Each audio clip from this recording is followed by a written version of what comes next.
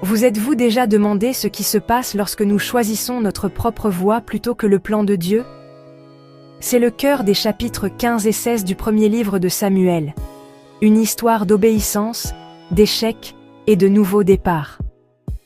Dans 1 Samuel 15, Dieu donne au roi Saül un commandement clair: détruire les Amalécites et tout ce qu'ils possèdent. Mais Saül, influencé par le peuple et par son propre jugement, épargne le roi et le meilleur bétail. En apparence, cela ressemble à un petit compromis, mais pour Dieu, c'est très important, car l'obéissance partielle reste de la désobéissance. Lorsque le prophète Samuel confronte Saül, Saül insiste: « J'ai obéi ». Mais les paroles de Samuel sont cinglantes. Obéir vaut mieux que sacrifier. Dieu s'intéresse à notre cœur, pas seulement à nos actions. Parce que Saül a rejeté la parole de Dieu, Dieu rejette Saül en tant que roi. C'est un moment qui donne à réfléchir, un rappel que nos choix comptent. Mais l'histoire ne s'arrête pas là. Au chapitre 16, Dieu envoie Samuel à Bethléem, à la maison de Jessé. Là, Samuel reçoit l'ordre d'oindre un nouveau roi. Jessé aligne ses fils, et chacun semble impressionnant. Mais Dieu dit: « Ne regarde pas son apparence ou sa taille, le Seigneur regarde au cœur. » Un par un, les fils de Jessé passent. Aucun n'est choisi.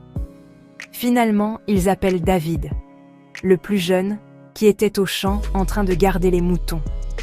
Personne ne s'attendait à David. Mais Dieu a vu son cœur. Samuel loin, et l'Esprit du Seigneur vient puissamment sur David à partir de ce jour-là. Que m'enseignent ces chapitres?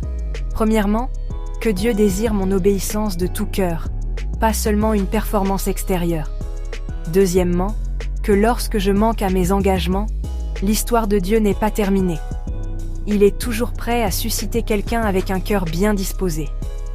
Et troisièmement, Dieu voit au-delà de ce que les gens voient. Il regarde mon cœur, mes motivations, ma fidélité dans les petites choses. Si vous vous sentez ignoré, ou si vous avez commis des erreurs comme Saül, rappelez-vous, la grâce de Dieu est plus grande que vos erreurs.